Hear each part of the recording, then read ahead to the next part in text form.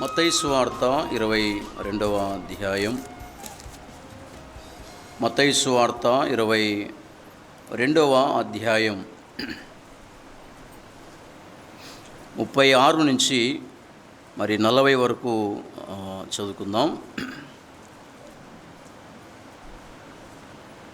బోధకుడా, ధర్మశాస్త్రములో ముఖ్యమైన ఆజ్ఞ ఏదని అడిగాను.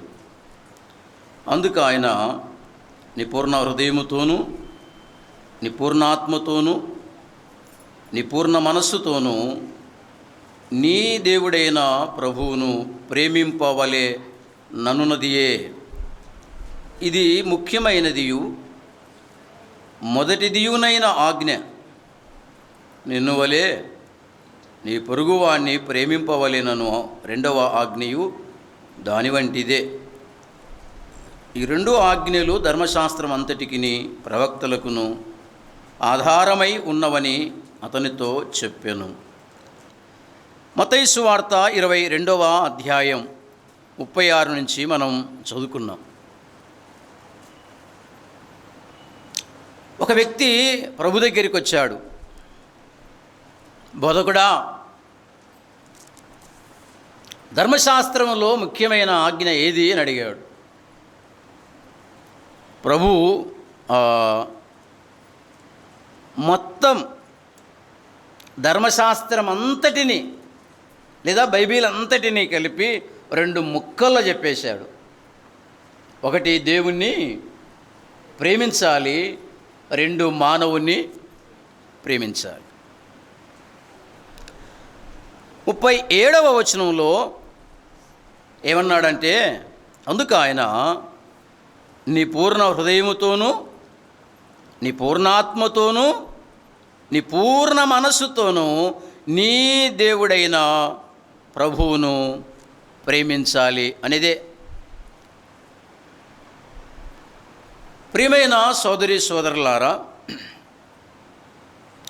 మనము దేవుణ్ణి ఎలా ప్రేమించాలో, ఎంతగా ప్రేమించాలో ఈ వాక్య భాగాలు మనకు చెబుతున్నాయి. నీ పూర్ణ హృదయముతో అన్నాడు, నీ పూర్ణ ఆత్మతో అన్నాడు, నీ పూర్ణ మనస్సుతో అన్నాడు. మార్కు సువార్త 12:30లో మార్కు ఇంకొక 2 పదాలు ఉపయోగించాడు.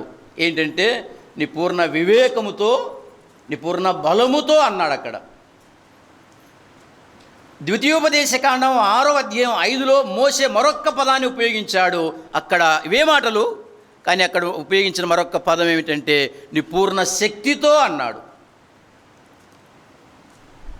మనము ప్రభువును ప్రేమించాలి అమితంగా, అత్యధికంగా అనే భావం కనబడతా ఉంది. నీ పూర్ణ హృదయముతో, నీ పూర్ణ ఆత్మతో, నీ పూర్ణ మనస్సుతో, నీ పూర్ణ వివేకముతో, నీ పూర్ణ బలముతో, నీ పూర్ణ శక్తితో. ఈ మాటలల్లా ఏం చెబుతున్నాయంటే, నీ జీవితంలో ప్రభువును అమితంగా ప్రేమించాలి, ప్రభువును సంపూర్ణంగా ప్రేమించాలి, ప్రభువును అత్యధికంగా ప్రేమించాలి. ఇదే మొదటి ఆజ్ఞ అన్నాడు. ప్రియమైన సోదరి సోదరులారా, ప్రభువును మనం ప్రేమించాలి. ఏమన్నాడు అంటే,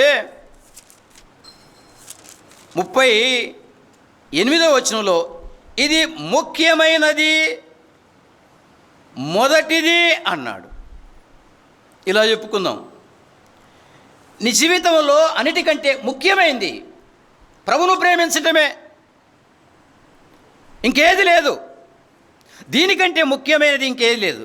నువ్వు ప్రభువును ప్రేమించటమే ముఖ్యమైనది. నీ జీవితంలో అత్యంత ముఖ్యమైనది, నీ జీవితంలో మొదటిది ఏంటంటే, నువ్వు ప్రభువును ప్రేమించటం, ప్రభువును ప్రేమించటం, ప్రభువును ప్రేమించటం. ఇదే మన జీవితాలలో ముఖ్యమైనది. ప్రభువును ప్రేమించటానికి మొదటి స్థానం ఇచ్చామా? ప్రభువును ప్రేమించుటలో మన జీవితంలో అది ముఖ్యమైనది అని ఎంచుకున్నామా? ఆలోచన చేద్దాం. ప్రియమైన సోదరి సోదరులారా, నీ నుండి నా నుండి ప్రభువు కోరుకుంటున్నది ఏమిటంటే, గుర్తుపెట్టుకుందాం, డబ్బు కాదు. నీ నుండి నా నుండి ఆయన కోరుకుంటున్నది ఏమిటంటే ప్రేమ కోరుకుంటున్నాడు. ప్రేమ కోరుకుంటున్నాడు. ముందు నువ్వేదో చెయ్యాలని కాదు, ముందు నువ్వేదో ఇవ్వాలని కాదు. ఆయన కోరుకుంటున్నది ఏమిటంటే ప్రేమించాలి, నన్ను ప్రేమించాలి. ఆయన నీ నుండి నా నుండి ప్రేమ కోరుకుంటూ ఉన్నాడు. యోహాను సువార్త 21వ అధ్యాయం, యోహాను సువార్త 21వ అధ్యాయం 15వ వచనం. వారు భోజనము చేసిన తరువాత యేసు సిమోను పేతురును చూచి, యోహాను కుమారుడవైన సిమోను, వీరికంటే నీవు నన్ను ఎక్కువగా ప్రేమించుచున్నావా? 16లో అడిగాడు, మళ్ళీ ఆ మాటే. 17లో కూడా ఆ మాటే అడిగాడు. 3 సార్లు అడిగాడు. సిమోను, ఇది నిన్ను నన్ను అడిగినట్లే ఉంది. విశ్వాసి, నువ్వు నన్ను ప్రేమిస్తున్నావా? నువ్వు నన్ను ప్రేమిస్తున్నావా? పేతురు జవాబిచ్చాడు, అవును ప్రభువా, నీకు తెలుసు నేను నిన్ను ప్రేమిస్తున్నా. 15వ వచనంలో వీరికంటే నీవు నన్ను ఎక్కువగా ప్రేమిస్తున్నావా అన్నాడు. 3 సార్లు అడిగాడంటే దానికి ఎంత ప్రాధాన్యత ఉందో ఆలోచించేద్దాం. నువ్వు నన్ను ప్రేమిస్తున్నావా? నువ్వు నన్ను ప్రేమిస్తున్నావా? నువ్వు నన్ను ప్రేమిస్తున్నావా? వీరికంటే ఎక్కువగా అన్నాడు. వీరికంటే అనే పదం గ్రీకులో టూటోన్ అనే పదం ఉంటుంది. టూటోన్, దానికి మరి మనం అనువాదం చేసుకుంటే వీరికంటే అని ఒక అర్థము, అలాగే వీటికంటే అని ఒక అర్థం. పండితులు ఏం చెబుతున్నారంటే 3 భావాలు వ్యక్తపరుస్తున్నారు. అదేమిటి అంటే, పేతురు, ఇక్కడ ఉన్నారు కదా శిష్యులు నీతో పాటు, అయితే వీరందరికంటే, వీరు నన్ను ప్రేమిస్తున్నారు, అయితే వీరందరికంటే ఎక్కువగా నువ్వు నన్ను ప్రేమిస్తున్నావా అనేది ఒక భావం. రెండవది ఏమిటంటే, నీవు వీరిని ప్రేమిస్తున్నావు కదా, అంతకంటే ఎక్కువగా నువ్వు నన్ను ప్రేమిస్తున్నావా అని రెండవ భావం. ఇక మూడవ భావం ఏమిటంటే వీటికంటే అనే భావం. అక్కడ ఏమున్నాయి అంటే, అక్కడ పేతురుకు ఒక దోణి, ఒక వల, కొన్ని చేపలు ఉంది. కాబట్టి వీటికంటే ఎక్కువగా నువ్వు నన్ను ప్రేమిస్తున్నావా? సోదరి సోదరుడా, ఆలోచించి యేసు ప్రభువును నువ్వు ఎలా ప్రేమించాలి అంటే, స్థానిక సంఘములో విశ్వాసులు ప్రేమిస్తున్నారు కదా, వారందరికంటే ఎక్కువగా నువ్వు ప్రేమించాలి అనేది సత్యం.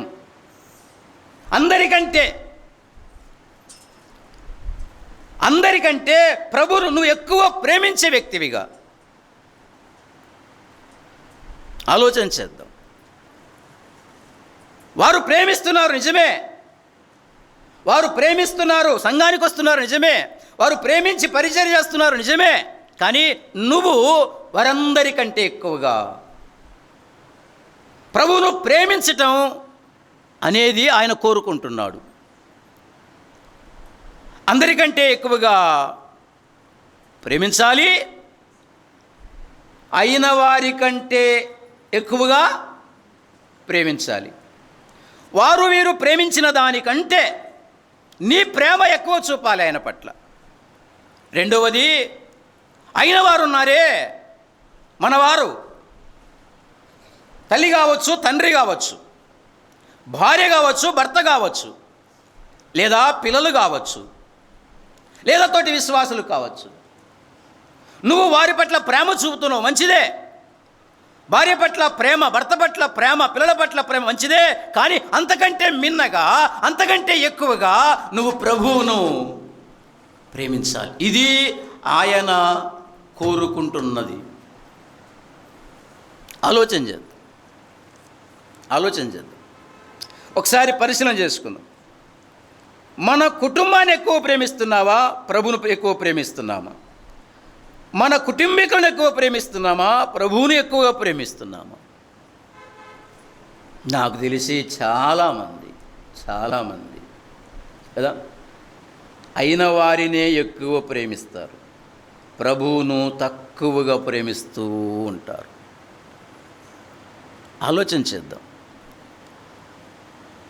మన కుటుంబాన్ని ప్రేమించకూడదు అని యేసుప్రభు ఎప్పుడు చెప్పలే, ఎక్కడ చెప్పలే అట్లా.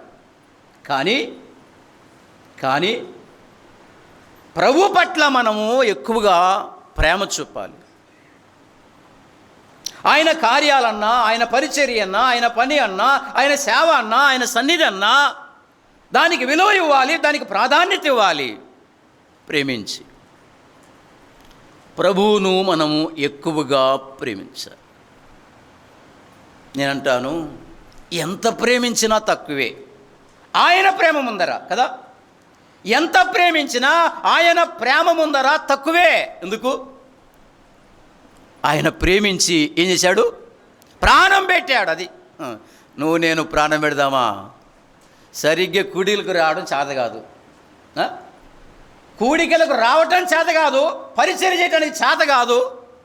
ఇంకా ప్రాణం పెట్టేది ఎప్పుడు ఉత్తుతుందంతా మన ప్రేమ. ఆయన ప్రాణం పెట్టాడు సిలువలో, కల్వరి సిలువలో నీ కొరకు నా కొరకు వేలాడాడు. ఆ ఉమ్మి నీ కొరకు నా కొరికే, ఆ పిడిగుద్దులు నీ కొరకు నా కొరికే, ఆ ముళ్ళ కిరీటం నీ కొరకు నా కొరికే. వీపంతా చాలుగా దున్నబడి చేసుకున్నాడు నీ కొరికే, నా కొరికే. ఆయన ప్రేమ ఎక్కడ, మన ప్రేమ ఎక్కడ? ఆయన ప్రేమించి ప్రాణం పెట్టాడు. మందిరంలో కసుగొట్టవు సరిగ్గా, మరి నీది ప్రేమ అంటారా? ఆలోచన చేయండి. ప్రాణం పెట్టిన ప్రభు ప్రేమ ఎక్కడ, మన ప్రేమ ఎక్కడ? మనల్ని ప్రేమించి ప్రాణం పెట్టి రక్షించాడు. ఆ ప్రేమగల దేవుణ్ణి మనము తిరిగి ప్రేమించాలి. అదే ఆయన కోరుకుంటున్నది. ప్రేమించు వారి లక్షణాలు నాకు 3 నేను జ్ఞాపకం చేసి ముగిస్తాను. ప్రేమించు వారి లక్షణాలు. ఒకటేమిటంటే, ప్రేమించువాడు అంగీకరించును. 2, ప్రేమించువాడు అసహించుకొనును. 3, ప్రేమించువాడు అప్పగించుకొనును. ఈ 3 మాటలు త్వరగా మనము ఆలోచన చేద్దాం. యోహాను సువార్త 14వ అధ్యాయం 21వ వచనం. యోహాను సువార్త 14వ అధ్యాయం 21వ వచనం. నా ఆజ్ఞలను అంగీకరించి వాటిని గైకొనువాడే నన్ను ప్రేమించువాడు. మొదటి మాట ఏమిటి అంటే, ప్రేమించువాడు అంగీకరిస్తాడు. 14వ అధ్యాయంలో ఏమంటున్నాడు? నా ఆజ్ఞలను అంగీకరించి వాటిని గైకొనువాడే నన్ను ప్రేమించువాడు అన్నాడు. నువ్వు నిజంగా ప్రేమిస్తూ ఉంటే ఏం చేస్తావు? ఆజ్ఞలు అంగీకరిస్తావు, లేదా ఆజ్ఞలు గైకొంటావు. నువ్వు నిజంగా ప్రేమిస్తూ ఉంటే ఆయన మాట వింటుంటావు, ఆయన వాక్యానికి లోబడుతూ ఉంటావు. ఎప్పుడైతే ఆయన వాక్యానికి లోబడవో, ఎప్పుడైతే ఆయన మాట వినవో, ఎప్పుడైతే ఆయన ఆజ్ఞలు అంగీకరించవో, ఆయన పట్ల నీకు ప్రేమ లేదు అని తప్పక చెప్పాలి కదా, తప్పకుండా చెప్పాలి. 24లో అన్నాడు, నన్ను ప్రేమింపని వాడు నా మాటలు గైకొనడు. నిజంగా ప్రేమిస్తూ ఉంటే ఆయన ఆజ్ఞలు అంగీకరిస్తావు. ఆయన ఆజ్ఞలు అంగీకరిస్తావు. ప్రియమైన సోదరి సోదరులారా, అంగీకరించుట అంటే కొన్ని మాటలు ఆలోచన చేద్దాం. అంగీకరించుట అంటే కొన్ని మాటలు ఆలోచన చేద్దాం. యోహాను సువార్తలోనే 1వ అధ్యాయం, యోహాను సువార్త 1వ అధ్యాయం 11-12 వచనాలు. ఆయన తన స్వకీయుల యొద్దకు వచ్చును, ఆయన స్వకీయులు ఆయనను అంగీకరింపలేదు. తన్ను ఎందరు అంగీకరించిరో వారికందరికీ, అనగా తన నామమునందు విశ్వాసముంచిన వారికి దేవుని పిల్లలగుటకు ఆయన అధికారం అనుగ్రహించును. అంగీకరించుట, తన్ను ఎందరు అంగీకరించురో వారికందరికీ, అనగా అంటూ తన నామమునందు విశ్వాసముంచిన వారికి అన్నాడు. అంగీకరించుట అంటే ఆయనను విశ్వసించుట, ఆయనను విశ్వసించుట కదా. ఆయనే దేవుడు అని నువ్వు అంగీకరించటం, ఆయన తప్ప మరొక దేవుడు లేడు అని నువ్వు అంగీకరించటం అంటే విశ్వసించటం. ఆయనే రక్షకుడు, ఆయన తప్ప ఈ భూమి మీద మరో రక్షకుడు లేడు అని నువ్వు అంగీకరించటం, నువ్వు విశ్వసించటం. ఆయనే ప్రభు, ఆయన తప్ప మరొక ప్రభువు లేడు. అంగీకరించావా అంటే విశ్వసించావా? ఈ కోడికలు ఇంకా ఎవరైనా యేసు ప్రభు నమ్ముకోలేదేమో ఇప్పుడైనా ఆలోచన చేయండి. నీ జీవితంలో యేసు ప్రభువును దేవునిగా అంగీకరిస్తే, రక్షకునిగా అంగీకరిస్తే, ప్రభువుగా అంగీకరిస్తే, అనగా విశ్వసించితే ఏమవుతావు? దేవుని కుటుంబములో చేర్చబడతావు, దేవుని కుమార్తెగా, దేవుని కుమారునిగా చేయబడతావు. ఆలోచించి నువ్వు అంగీకరిస్తేనే, అంటే నువ్వు విశ్వసిస్తేనే, ఆయనే నా కొరకు మరణించి తిరిగి లేచాడు, నా పాపాల కొరకే ఆయన మరణించి తిరిగి లేచాడు అని అంగీకరిస్తేనే, విశ్వసిస్తేనే నువ్వు దేవుని కుటుంబములో సభ్యునివి అవుతావు, సభ్యురాలివి అవుతావు. తన్ను ఎందరు అంగీకరించురో, అంగీకరించిన వారికే భాగ్యం.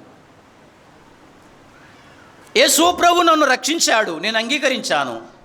1994వ సంవత్సరం మార్చి నెల 14వ తారీఖు రాత్రి, ఆ రోజు నుంచి మా నాన్నకు సువార్త చెప్పి చెప్పి చెప్పి చెప్పి ఎంత చెప్పినా వినాలి. నువ్వు నమ్ముకున్నావు కదా, నువ్వు పరలోకం పోతే సాల్పు నాకు అంటాడు. గత సంవత్సరం కిందట భూలోకం విడిచిపెట్టి వెళ్ళిపోయాడు. నేను అంగీకరించాను, నేను దేవుని కుటుంబంలో చేర్చబడ్డా, కానీ మా నాన్న చేర్చబడలేదు. మీ తల్లిదండ్రులు అంగీకరించి ఉండొచ్చు, కానీ నువ్వు ఇంకా అంగీకరించకపోతే, విశ్వసించకపోతే నువ్వు ఇంకా దేవుని కుటుంబంలో, దేవుని సంఘములో నువ్వు చేర్చబడలేదని అర్థం. ఆలోచన చేసుకో. మా నాయన అమ్మ నమ్ముకున్నారు చాలనుకుంటే కుదరదు. నువ్వు కూడా దేవుని కుమారుడివి కావాలి, కుమార్తెవి కావాలి అంటే నువ్వు కూడా అంగీకరించాల. నువ్వు కూడా ఆయన్ను విశ్వసించితే నువ్వు కూడా దేవుని సంబంధివి, దేవుని కుటుంబంలో సభ్యుడివి, సభ్యురాలు అవుతావు. ఇప్పుడైనా నమ్ముకుంటే ఎంతైనా మంచిది. సోదరి సోదరులారా, మరి మనం అంగీకరించాం, ప్రభువుగా దేవునిగా అంగీకరించాం, నిజమే. విశ్వసించాము, నిజమే. అయితే వినండి, విశ్వాసం ఏం కావాలి? కొనసాగుతూ ఉండాలి. హెబ్రీ పత్రిక 12వ అధ్యాయం 2లో విశ్వాసమునకు కర్తయు, విశ్వాసం ఏం కావాలి? కొనసాగాలి. విశ్వాసం ప్రభు వచ్చేంత వరకు, నువ్వు లోకములో జీవించున్నంత వరకు నీ విశ్వాసం కొనసాగుతూ ఉండాలి. ఒక ఆమె బలి ప్రార్థనకు వచ్చేది, అకస్మాత్తుగా మానేసింది. ఏమక్క రావటం లేదంటే, ఏం చేస్తావన్నా, వచ్చి నాలుగు నుంచి నాకు జ్వరమే విడుచుకుంది అంటుంది. ఇంకా మానేసింది. ఆమె విశ్వాసం కొనసాగలేక పోయింది. కొందరు వస్తూ ఉంటారు కానీ ఆగిపోతూ ఉంటారు. అంటే వారి విశ్వాసం కడదాకా కొనసాగలే. ఆగిపోయే విశ్వాసులు ఉన్నారు, అలిగిపోయే విశ్వాసులు కూడా ఉన్నారులే. విశ్వాసం ఆగిపోకూడదు, విశ్వాసం నిలిచిపోకూడదు. విశ్వాసం అనేది అది కొనసాగుతూ ఉండాలి. ఎన్ని ఇబ్బందులు వచ్చినా, ఎన్ని ఇరుకులు వచ్చినా, ఎన్ని కష్టాలు వచ్చినా, కరోనా వచ్చినా, ఏమొచ్చినా, ఏమి రాకపోయినా విశ్వాసం మన జీవితంలో అది కొనసాగుతూ ఉండాలి. కొనసాగించేవాడు ఆయన. విశ్వాసమునకు కర్తయు దానిని కొనసాగించువాడునైనా యేసు వైపు, ఆయన వైపు చూస్తే విశ్వాసం కొనసాగుతుంది. ఎవరి వైపు చూడాలి? ఆయన వైపు చూడాలి. ప్రభు అయిన యేసుక్రీస్తు వైపు చూస్తూ ఉండాలి. ఆయన వైపు చూద్దాం. ఇబ్బందులు ఎవరికి రావు? అందరికి వస్తుంటాయి కదా. ఆయన ఉన్నాడు కదా, మనం ఆయన వైపు చూస్తుండాలి. కష్టాలు అందరికి వస్తుంటాయి, ఆయన వైపు చూడాలి. నిందలు వస్తుంటాయి, తప్పదు, ఆయన వైపు చూడాలి. ఆలోచన చేద్దాం. ఆయన వైపు చూస్తున్నంత కాలం నీ విశ్వాసం కొనసాగుతూ ఉంటుంది. వాళ్ళ వైపు చూసి, వీళ్ళ వైపు చూసి, నేను బాగానే రావాలనుకుంటే ప్రార్థనకు, నా మనిషి నన్ను ఇట్లా అన్నాడు, అట్లా అన్నాడు, నువ్వు చేయొద్దన్నాడు, నువ్వు పాడొద్దన్నాడు, వాళ్ళ వైపు వీళ్ళ వైపు చూస్తే విశ్వాసం కొనసాగదు. మనము ఆయన వైపు చూడాలి. మన నమ్మకం, మన విశ్వాసం ఆయన మీద, మనుషుల మీద కాదు. విశ్వాసి విశ్వాసముతో నిండుకోవటం అవసరం. విశ్వాసం కొనసాగాలి, విశ్వాసం అభివృద్ధి చెందుతూ ఉండాలి, విశ్వాసం కాపాడుకుంటూ ఉండాలి. ఈ పనులు చేయాలి మనం. విశ్వాసాన్ని కొనసాగించుకుంటూ ఉండాలి. తెస్సలోనికీయులకు రాస్తే 2వ పత్రిక 1:3 అన్నాడు, విశ్వాసములో వారు అభివృద్ధి చెందినట్లుగా జ్ఞాపకం చేస్తాడు పౌలు. విశ్వాసం అభివృద్ధి చెందాలి. పౌలు తిమోతికి రాస్తూ నా విశ్వాసాన్ని కాపాడుకుంటుంది అన్నాడు. అంగీకరించిన తర్వాత, అసలు అంగీకరించటం అంటే ఆ విశ్వసించటం, అది కొనసాగింపు జరగాలి, అది అభివృద్ధి జరుగుతూ ఉండాలి, దాన్ని కాపాడుకుంటూ ఉండాలి. ప్రియమైన సోదరి సోదరులారా, మన విశ్వాసం ప్రభువైన యేసుక్రీస్తు మీద, నిమ్మకాయల మీద కాదు, నిమ్మకాయల మీద కాదు. ఒక ఆయన కొత్త కారు కొనుక్కున్నాడు, విశ్వాసే, వాక్యం చెప్తాడు. కానీ కొత్త కారు స్టార్ట్ చేసేటప్పుడు ఆ టైర్ కింద నిమ్మకాయ పెట్టి తొక్కించినాడు. దేని మీద ఉంది విశ్వాసం? నిమ్మకాయ మీద ఉంది. ఈ ఎటబోయాడు? యేసుప్రభు పోయినాడు. యేసుప్రభు కంటే ఆయనకు నిమ్మకాయే ఎక్కువైపోయింది. నిమ్మకాయ ఏం చేస్తుంది? తాగనీకి అక్కడికి వస్తుంది అంతే. నీకు మేలు చేయదు, నిన్ను దీవించదు, అది నీకు క్షేమాన్ని ఇవ్వదు. మన నమ్మకం, మన విశ్వాసం నిమ్మకాయల మీద కాదు, మసిబొట్ల మీద కాదు, ఆయన మీదే మన విశ్వాసం ఉండాలి. అంగీకరించుట అంటే ఒకటి విశ్వాసం. రెండవది చూడన, మార్కు సువార్త 4వ అధ్యాయం 20 వచనం. మార్కు సువార్త 4వ అధ్యాయం 20 వచనం. మార్కు సువార్త 4వ అధ్యాయం 20 వచనం. మంచి నేలను విత్తబడిన వారెవరనగా, వాక్యము విని దానిని, ఆ మాట పట్టుకోండి, అంగీకరించి, ఆ తర్వాత లూకాసు వార్త 8:15 కూడా చదువుకుందాం కలిపి, అది ఇది. లూకాసు వార్త 8వ అధ్యాయం 15వ వచనం. మంచి నేల నుండు విత్తనమును పోలిన వారెవరనగా యోగ్యమైన మంచి మనసుతో వాక్యము విని దానిని మార్కు దానిని అంగీకరించి అంటున్నాడు, లూకా దానిని అవలంబించి అన్నాడు. అంటే అంగీకరించుట అంటే అర్థం ఏమిటంటే వాక్యాన్ని అవలంబించటం, వాక్యాన్ని అనుసరించటం. అంగీకరించుట అంటే అవలంబించటం, అనుసరించటం. విశ్వాసి వాక్యం వినాలి. ఏమక్క వినాలా, నిద్రపోవాలా? వినాలా కదా. సరే, మధ్యాహ్నం కాబట్టి కొంచెం కళ్ళు కదా కుచ్చుకుపోతుంటాయిలే, అయినా జాగ్రత్త కలిగి దేవుని వాక్యం వినాలి మనం. చాలామందికి ఉంటుంది వినే అలవాటు, అంటే కొందరికి అట్లా నిద్రపోతుంటారు, అది వేరే విషయం. విశ్వాసి అలవాటు చేసుకోవాల్సింది ఏమిటంటే వాక్యం జాగ్రత్తగా వినాలి. ఏం చెప్తున్నారు, ఇందులో మనకేమైనా పాఠం ఉందా, ఇందులో మనం ఏమైనా తెలుసుకోగలిగినది ఉందా, దీని ద్వారా మనం ఏమైనా సరి చేసుకోవలసిందా, జాగ్రత్తగా వినాలి. అయితే యాకోబు మనకు తెలిసిన మాటలే. యాకోబు ఏమంటాడు? యాకోబు పత్రిక 1వ అధ్యాయం 22వ వచనం, మీరు వినువారు మాత్రమై ఉండి మిమ్మును మీరు మోసపుచ్చుకొనకుండా వాక్య ప్రకారము ప్రవర్తించువారునై ఉండండి. వాక్యం వినటం కొంచెం సులభమే అమ్మా, వాక్యం వినటం సులభమే, కూర్చొని వాక్యం వినొచ్చు. అయితే వెళ్ళిపోయిన తర్వాత వాక్యాన్ని అనుసరించాల, ఆ వాక్య ప్రకారంగా ప్రవర్తించాలి మనం. అదే అంగీకరించటం అంటే అర్థం. ప్రేమించువాడు వాక్యం విని విడిచిపెట్టాడు, ఏం చేస్తాడు? అనుసరిస్తాడు. దేవుని వాక్యం ఇలా చెప్పింది, నేను దీనికి విధేయత చూపాలి. ప్రేమించేవాడు వాక్యం పట్ల విధేయత చూపుతాడు. మానక సమాజానికి రమ్మన్నది వాక్యం. వాక్యములో దేవుడు ఆజ్ఞాపించాడు, సమాజము కూడుట మానక అనే వాక్యములో దేవుని ఆజ్ఞ ఉంది. నేను సమాజానికి రావాలి, సంఘానికి రావాలి.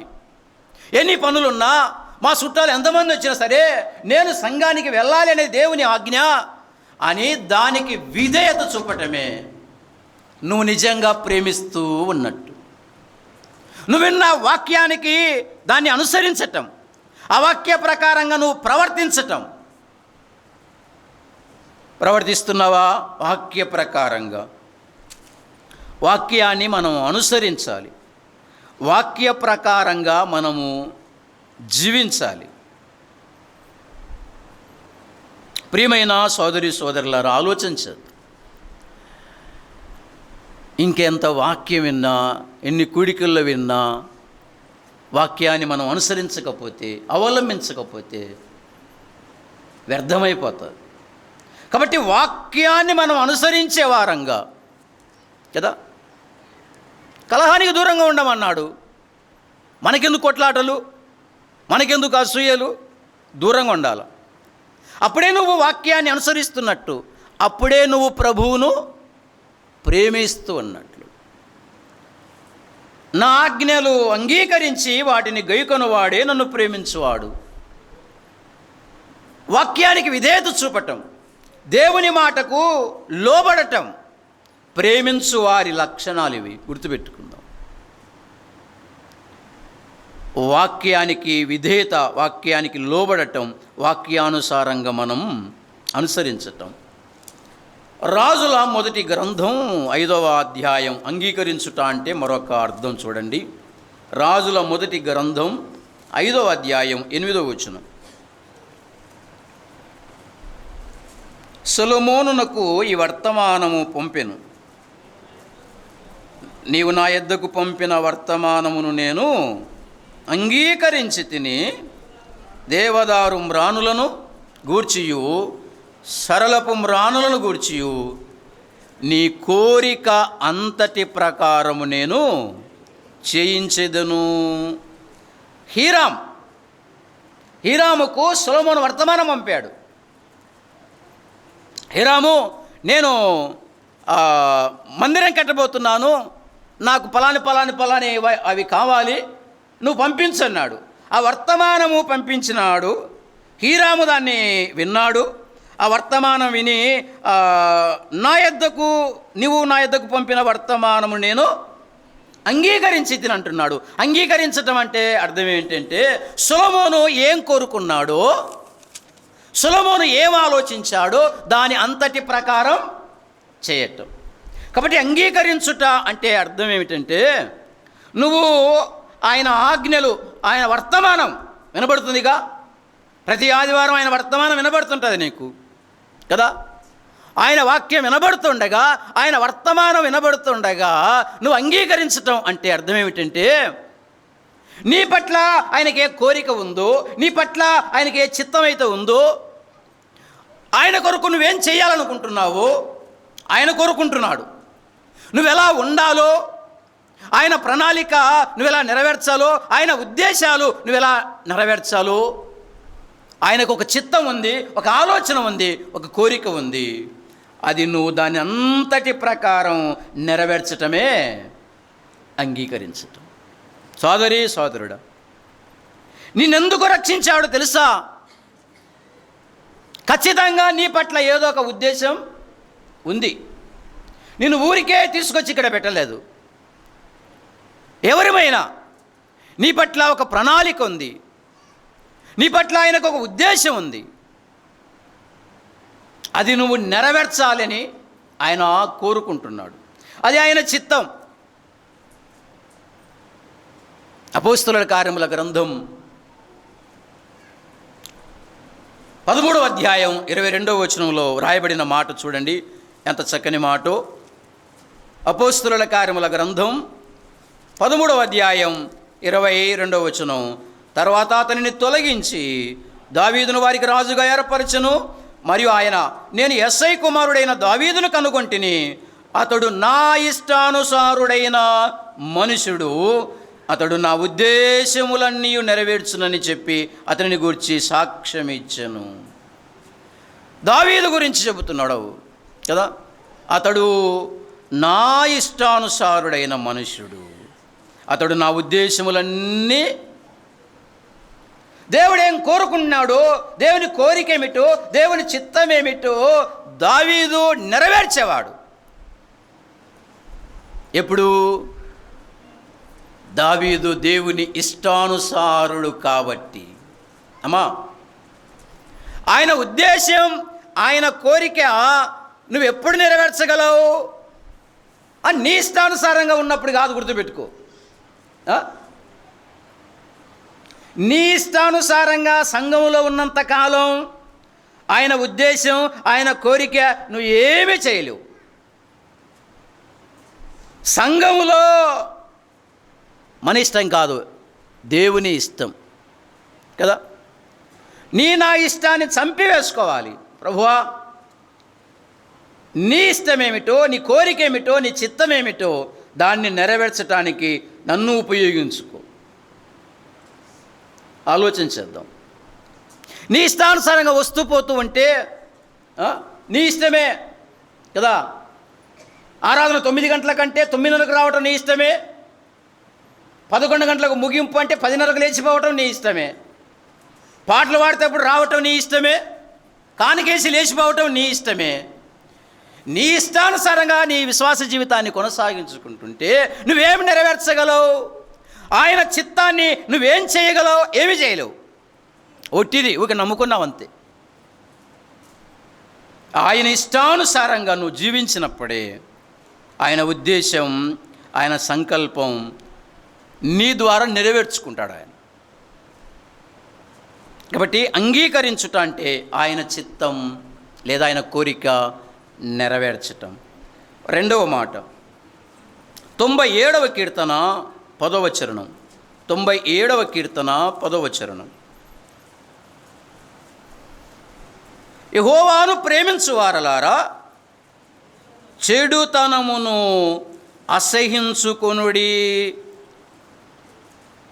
ప్రేమించు వారి లక్షణాలు 1, అంగీకరించును కదా, దేవుని ఆజ్ఞలు, దేవుని వాక్యం అంగీకరించేవాడు. రెండవది, ప్రేమించు వారి లక్షణం ఏమిటంటే చెడుతనాన్ని అసహించుకోడు. ప్రభువును ప్రేమించేవాడు చెడుతనాన్ని అసహించుకుంటాడు. పక్కోని కాదు, చెడుతనాన్ని అసహించుకుంటాడు. దేవుని పట్ల ప్రేమ ఉంటే మనము చెడ్డదాన్ని అసహించుకుంటాం. రోమాపత్రిక 12:9 ఏముంది? చెడ్డదాన్ని అసహించుకొని మంచిదాన్ని హత్తుకొని ఉండండి. చెడ్డదాన్ని అసహించుకోండి. లోకములో ఏదైతే చెడ్డదో దాన్ని అసహించుకోండి, మంచిదాన్ని హత్తుకోండి అని లేఖనం మనకు చెబుతుంది. ఒక 3 మాటలు ఇందులో కూడా. ఇంతకీ ఏది చెడ్డది అనేది మనం ఆలోచన చేద్దాం. యోహాను రాసిన మొదటి పత్రిక 3వ అధ్యాయం 12 చూడనా. మనము కయ్యూను వంటి వారమై ఉండరాదు. వాడు దుష్టుని సంబంధి అయి తన సహోదరుని చంపెను. వాడతనిని ఎందుకు చంపెను? తన క్రియలు చెడ్డవి, తన సహోదరుని క్రియలు నీతి గలవినై ఉండను గనుకనే గదా అన్నాడు. వినండి, కయ్యూను చెడ్డవాడు.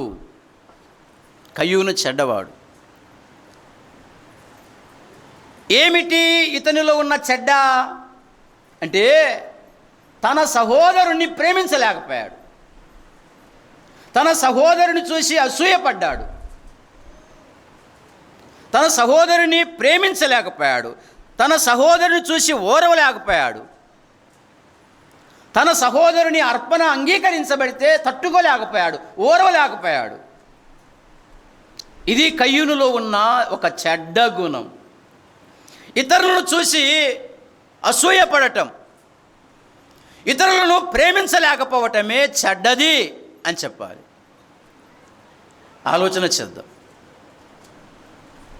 నువ్వెవరినైతే ప్రేమించలేవో సరిగ్గా, వారి మీద ఆవేశపడుతుంటావు, వారంటే విసుక్కుంటుంటావు, వారంటే కోపడుతుంటావు, చెప్పాకనే నా ముందర వాళ్ళ మాట అంటావు అంటే అర్థం ఏంటంటే ప్రేమించలేకపోతున్నావు. నీతోటి వ్యక్తిని తోటి సహోదరుణ్ణి ప్రేమించలేకపోతున్నావే, అదే ఒక చెడ్డ గుణం. ఆలోచన చేసుకో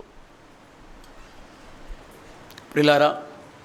మనకి ప్రపంచంలో ఎవ్వరూ లేరు ద్వేషించదగిన వ్యక్తులు ఎవరు లేరు. మనము ప్రేమించేవారం కదా. ప్రభు మనల్ని ప్రేమించాడు. మనం కూడా ప్రేమించే వారముగా ఉండాలి. నేను మిమ్మల్ని ప్రేమించిన ప్రకారం మీరు కూడా ఒకరినొకడు ప్రేమించుకున్నాడు.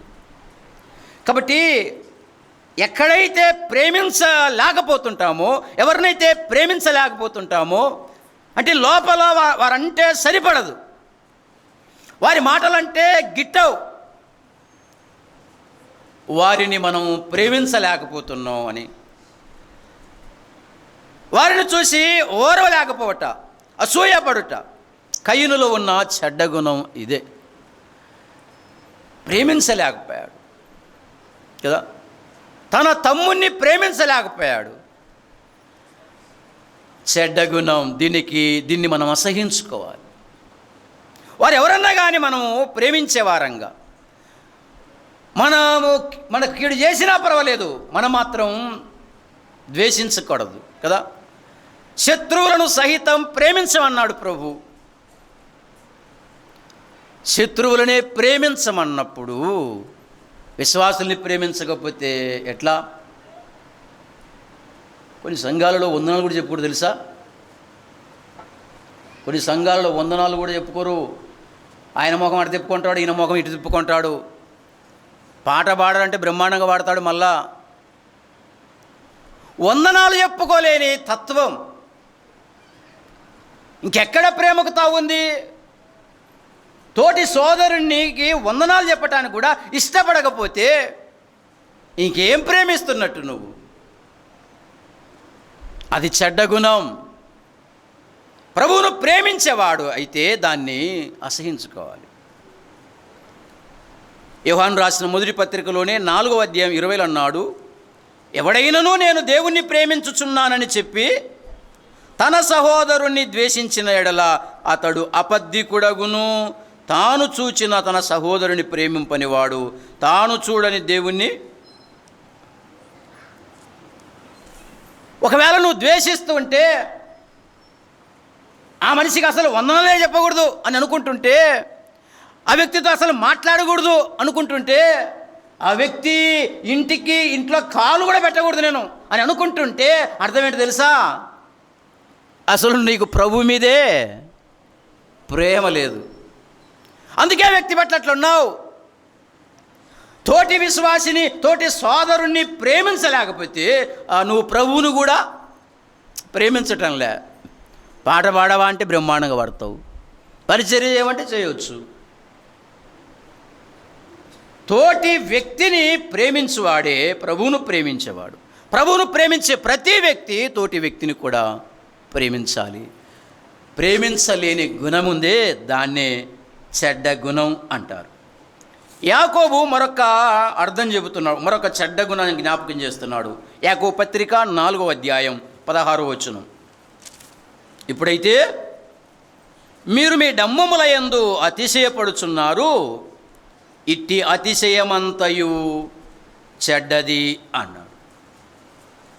మరొక చెడ్డ లక్షణం, ప్రభువును ప్రేమించేవాడు చెడ్డదాన్ని అసహించుకోవాలి, చెడుతనాన్ని అసహించుకోవాలి. ఏది చెడ్డది అంటే అతిశయించటం అంటున్నాడు.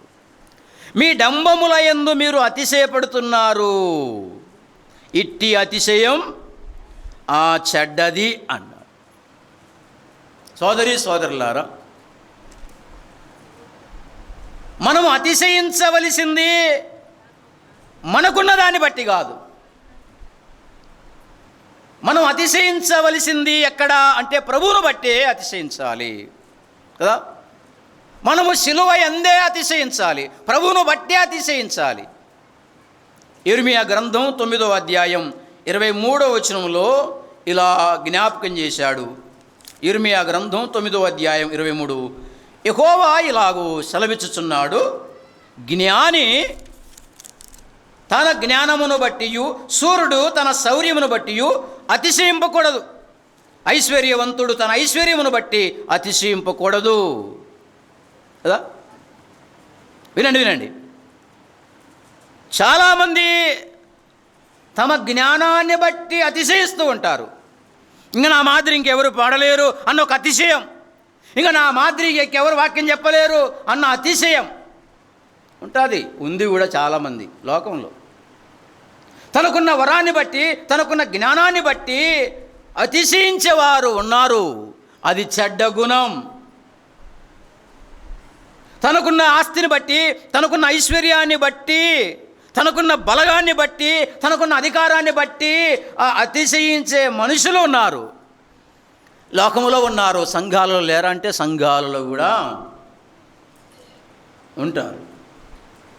ఒక విశ్వాసికి జ్ఞానం ఉన్నా, ఐశ్వర్యం ఉన్నా, బలము శౌర్యం ఉన్నా,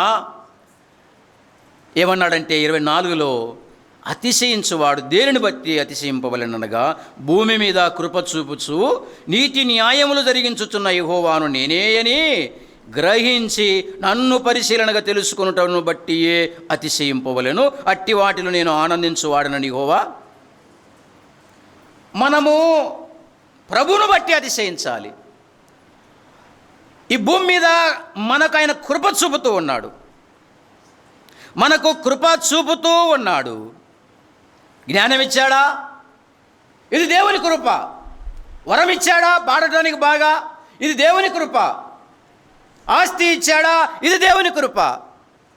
యాకోబు అంటాడు ఏశావుని ఎదుర్కొన్నప్పుడు, ఏశావు అన్నాడు, ఎవరు వీళ్ళంతా అంటే నీ దాసునికి దేవుడు అనుగ్రహించిన పిల్లలు అన్నాడు. యోసేపు కూడా అలాగే అంటాడు. తండ్రి అడిగినప్పుడు, నీకేదైనా కలిగిందంటే అది దేవుని కృప అని చెప్పుకోవటమే. ఇది దేవుని కృప. ఈ ఉద్యోగం వచ్చిందా? దేవుని కృప. పాస్ అయ్యాడా? దేవుని కృప కదా. ఆస్తి కలిగిందా? దేవుని కృప. ఇల్లు కట్టుకున్నాడా? దేవుని కృప. ఏమి జరిగినా నేనే అని అనకుండా ఇది దేవుని కృప అని చెప్పుకోవటం ఆయన కోరుకుంటున్నది. అలా చెప్పుకున్న వారి పట్ల వారిని చూసి ఆయన ఆనందిస్తాడంట. నేను లేకపోతే కాని పని ఇది అన్నాడు అనుకో, నేనే కదా ఇల్లు కట్టాలంటే నేనే ప్రయాసపడ్డాను. బబులోను రాజు అనేది అదే నెబుకద్నెజరు కదా. ఈ రాజధానిని కట్టించింది నేనే అన్నాడు, గర్వించాడు కదా. గద్దె దింపి గడ్డిని మేపించాడు. మనము అతిశయించటం అది చెడ్డది. ప్రభువును బట్టి అతిశయించటం ఇది ఆయన కృప అని ప్రభువునందు అతిశయించటం మంచిది అనా. కాబట్టి మన డమ్మముల యందు అతిశయించటం ఒక చెడ్డ గుణము అన్నాడు. అలా అతిశయించేవాడు చాలా కాలము నిలబడడు అని వాక్యం చెబుతుంది. హబక్కు గ్రంథం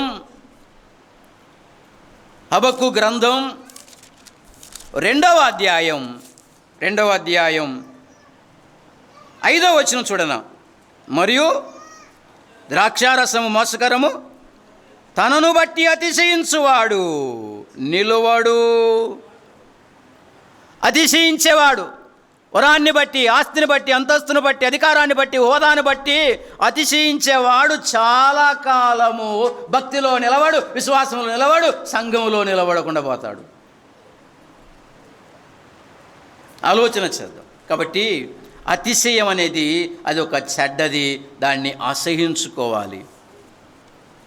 ఇందులోనే మత్తయి సువార్త మరో చెడ్డ గుణం. మత్తయి సువార్త 18వ అధ్యాయం 18వ అధ్యాయం 32-33 వచనాలు. అప్పుడు వాని యజమానుడు వానిని పిలిపించి, చెడ్డదాసుడా, నీవు నన్ను వేడుకొంటివి గనక నీ అప్పంతయు క్షమించి తిని, నేను నిన్ను కరుణించిన ప్రకారం నీవును నీ తోడి దాసుని కరుణింపవలసి ఉండెను కదా అని వానితో.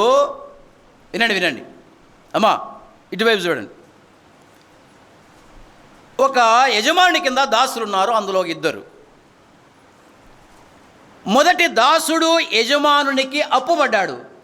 ఎంత అంటే 3,60,00,000. 3,60,00,000 అప్పు ఉన్నాడు. పిలిపించాడు, అప్పు కడతావా లేదన్నాడు. అయ్యా కొంచెం ఓర్చుకో, నీ అప్పంతా కట్టేస్తా, కొంచెం సమయమి అని భంగపోయాడు, బతిమాలాడు. కనికరించి జాలిపడి సరేపో ఇచ్చు లేకుంటే లేపో అన్నాడు.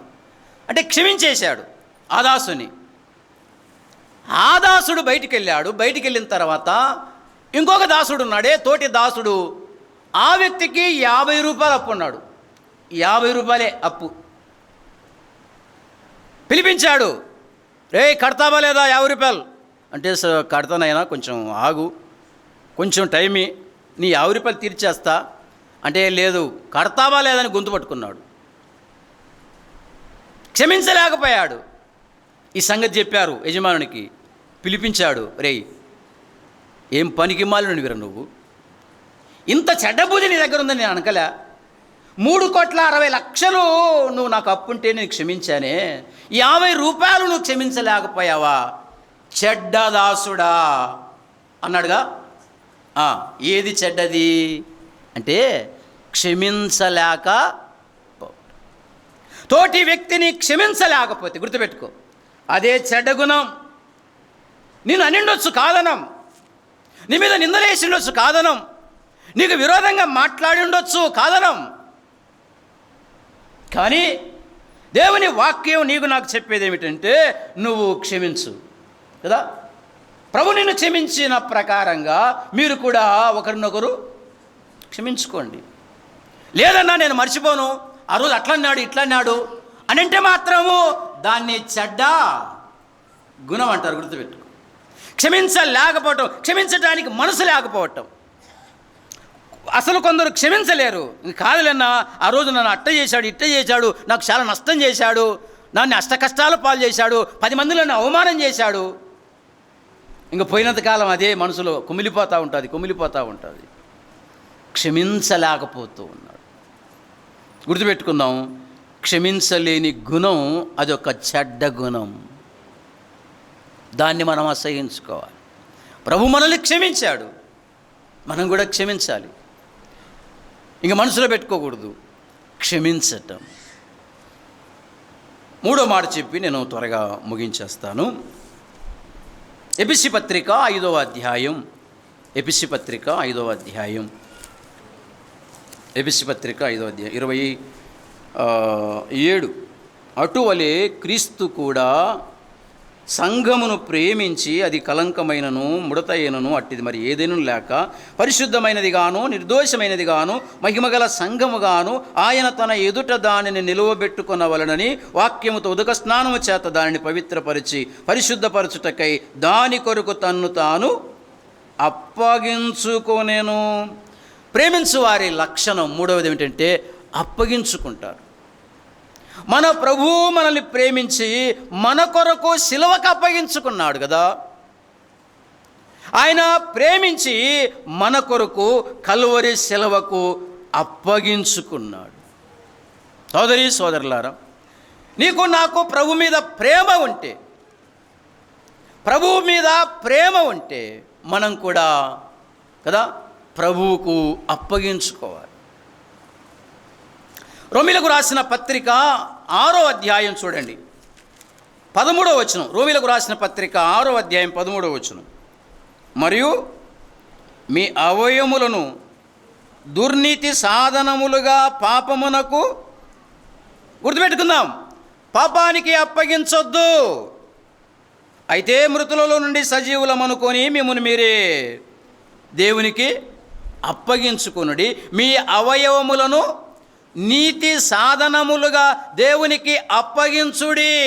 అమ్మా, నువ్వు నిజంగా రక్షించబడి ఉంటే, నువ్వు సంఘంలో చేర్చబడిన తర్వాత మారు మనసు పొందిన వ్యక్తివైతే వినండి, నిన్ను నీవు లేదా నీ శరీరాన్ని దేవునికి అప్పగించుకోవాలి. ఇక పాపానికి అప్పగించకూడదు. నీ అవయవాలు నీతి సాధనాలుగా ఉపయోగించాలి, వాటికి అప్పగించుకోవాలి. ఆలోచన చేద్దాం. ఓ పెద్ద భక్తుడు ఆయన, డిఎల్ మూడి గారు, రైల్లో ప్రయాణం చేస్తూ ఉన్నాడంట. ఎదురుగా ఒక 3 వ్యక్తులు పేకాట ఆడటానికి మొదలుపెట్టారు. 4వ వాడు కావాలంట వాళ్ళకు. ఎదురుగా ఈ భక్తుడు ఉంటే, అయ్యా మాకు ఒక మనిషి తక్కువయ్యాడు, నువ్వు కూడా వచ్చావంటే ఈ నలుగురము పేకట ఆడుకుందాం అన్నారంట. అప్పుడు ఆ భక్తుడు అన్నాడంట, అయ్యా ఈ చేతులు నావి కావు, ఈ చేతులు దేవునికి అప్పగించారు. కాబట్టి ఇక నేను పేక ఆడటానికి నాకు కుదరదు, ఈ చేతులు దేవుని పనికి అప్పగించాను. నువ్వు అప్పగించావా? నాకు తెలిసిన ఒక వ్యక్తి ఉన్నాడు, ఆరాధనలో ఏడుస్తూ ఆరాధన చేస్తాడు, కానీ బయట బూతులు మాట్లాడతాడు.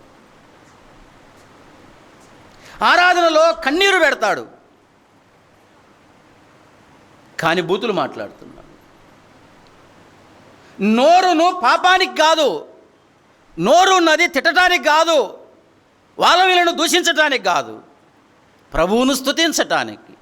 నీ అవయవం ప్రభు కొరకు ఉపయోగించాలి, నీ శరీరం ప్రభు కొరకు ఉపయోగించాలి, ప్రభువుకు అప్పగించుకోవాలి. నీతి సాధనాలుగా, పాపము చేయటానికి కాదు, పాపము జరిగించటానికి కాదు. దేవుడు నీకు నాకు దేహం ఇచ్చింది దేనికంటే ఆయన మహిమ కొరకు. మీ దేహముతో దేవుణ్ణి మహిమపరచండి అన్నాడు. ప్రియమైన సోదరి సోదరులారా, మనల్ని దేవునికి అప్పగించుకోవటం. ప్రేమించేవాడు పాపానికి అప్పగించుకోడు, దేవునికి అప్పగించుకుంటాడు. ఇది రోమపత్రిక 12వ అధ్యాయం 1లో మనం బాగిన మాటలే. కాబట్టి సహోదరులారా, పరిశుద్ధమును దేవునికి అనుకూలమునైన సజీవ యాగముగా మీ శరీరములను ఆయనకు సమర్పించుకొనుడని దేవుని వాత్సల్యమును బట్టి మిమ్మల్ని బతిమాలుకొనుచున్నాను. ఇట్టి సేవ మీకు యుక్తమైనది. ఆయన సేవించడం అది యుక్తంగా ఉండాలి అంటే గుర్తుపెట్టుకుందాం, ఆయనకు అనుకూలంగా పరిశుద్ధంగా మన శరీరాలను సమర్పించుకోవటం. లోకానికి సమర్పించుకొని, ఆచారానికి సమర్పించుకొని, లోక మర్యాదను అనుసరిస్తూ ఒకవైపు, లోకాన్ని అనుసరిస్తూ, ఆచారాలు అనుసరిస్తూ నువ్వు పాట పాడినా, పరిచర్య చేసినా అది యుక్తమైన సేవ కానే కాదు. గుర్తుపెట్టుకో, సజీవ యాగంగా పరిశుద్ధమును దేవునికి అనుకూలమునైనగా మనల్ని మనం ఆయనకు అప్పగించుకోవటం, అది యుక్తమైన సేవ అంటున్నాడు. కాబట్టి ప్రేమించేవాడు ప్రభువుకు అప్పగించుకుంటాడు. కొరింథీయులకు రాసిన మొదటి పత్రిక 15వ అధ్యాయం 16వ వచనం. కొరింథీయులకు రాసిన మొదటి పత్రిక 16వ అధ్యాయం 15వ వచనం. స్టెఫను ఇంటివారు అకయ యొక్క ప్రథమ ఫలమై ఉన్నారనియు వారు పరిశుద్ధులకు పరిచర్య చేయుటకు తమ్మును తాము అప్పగించుకొని ఉన్నారనియు మీకు తెలియను అన్నాడు. రెండవది పరిచర్యకు అప్పగించుకోవటం. నువ్వు ప్రభును ప్రేమిస్తూ ఉంటే గుర్తుపెట్టుకో, స్థానిక సంఘములో పరిచర్య ఉంటుంది. స్థానిక సంఘములో పరిచర్య ఉంటుంది. పరిశుద్ధులకు పరిచర్య, సంఘములో పరిచర్య నానా విధాలుగా ఉంది కదా. కాబట్టి నువ్వు నిజంగా ప్రభువును ప్రేమిస్తూ ఉంటే ఏదో ఒక పరిచర్యకు నిన్ను నువ్వు అప్పగించుకుంటావు. ఒకవేళ చుట్టం మాదిరి వచ్చిపోతున్నావు అనుకో, సంఘాల చుట్టాలు కూడా ఉన్నారు కదా, చక్కగా కుర్చీలేసిన తర్వాత వచ్చి కూర్చుంటారు, లేచిపోతారు, అంతే. పరిచర్య చేయించుకుంటున్నావు కదా, నువ్వు రాకముందే నీ కొరకు కొందరు కుర్చీలు వేశారంటే అర్థం ఏంటి? నీ కొరకు పరిచర్య అంటే నువ్వు పరిచర్య చేయించుకుంటున్నావు కానీ పరిచర్య మాత్రం చేయవు. యా రోజు వచ్చి కుర్చీలు వరుసగా అయ్యావు, యా రోజు వచ్చి కసులు కొట్టావు, యా రోజు వచ్చి మైకులు పెట్టావు, ఏం చేయవు. ఒక చుట్టం మాదిరి వచ్చావు, ప్రారంభమైన తర్వాత ప్రార్థన చేస్తావు, నీట్గా వచ్చావు, కూర్చుంటావు, మళ్ళీ బుర్రలు లేచిపోతావు. నువ్వు ఎట్లా పరిచర్య చేస్తున్నట్టు?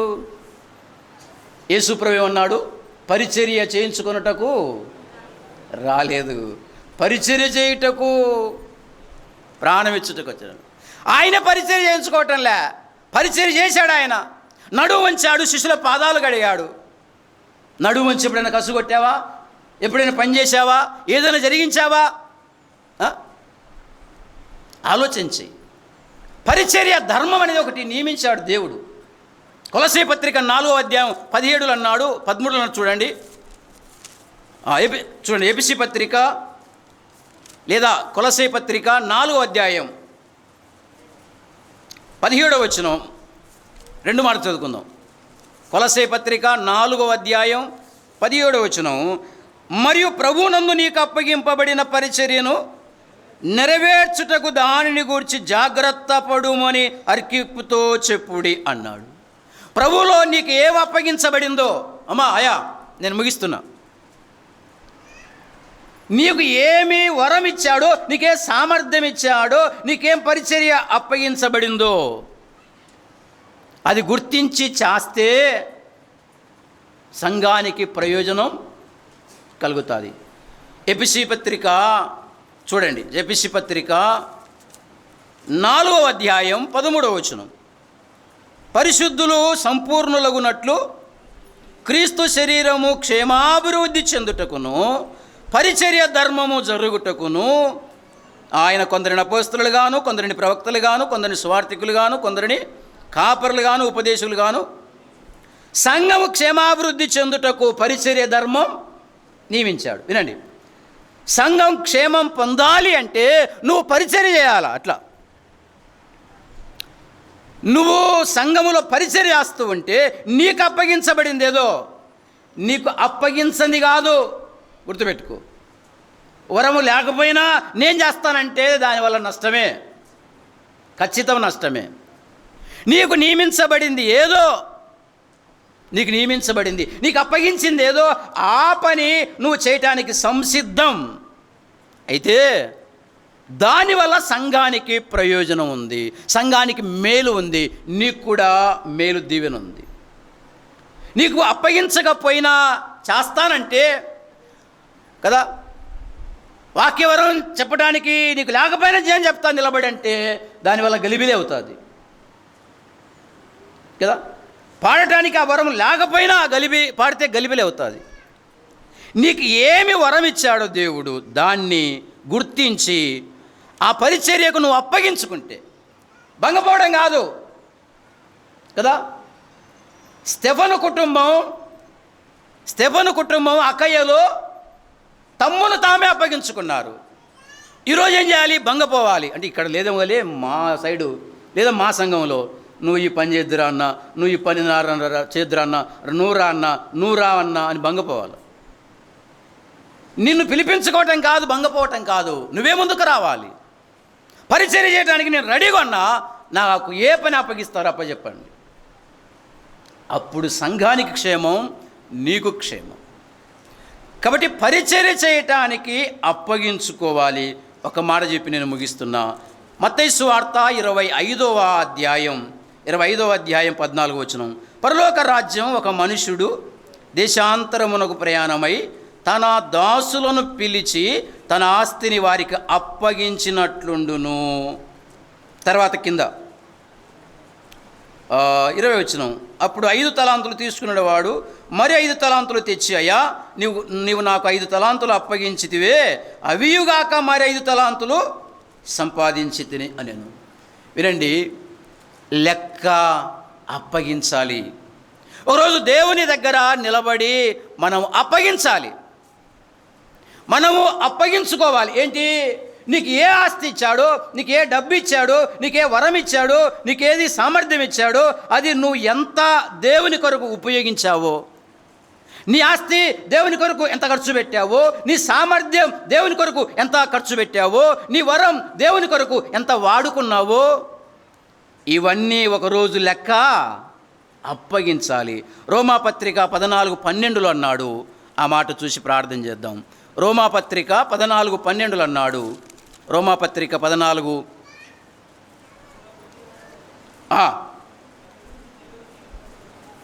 ప్రతివాడును తన్ను గురించి దేవునికి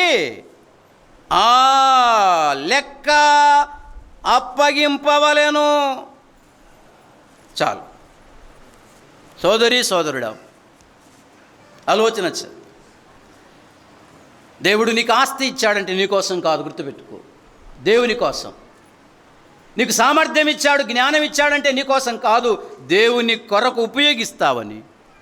ఒకరోజు లెక్క అప్పగించాలి. మనం ఆలోచన చేద్దాం. ప్రేమించు వారి లక్షణాలు. 1, అంగీకరిస్తాడు ఆయన ఆజ్ఞలు, వాక్యం. 2వది, అసహించుకుంటాడు చెడుగును. 3వది, అప్పగించుకుంటాడు. దేవుడు మన జీవితాలలో, మన హృదయాలలో ఈ లేఖనాలు దీవించునుగాక. ఆమేన్.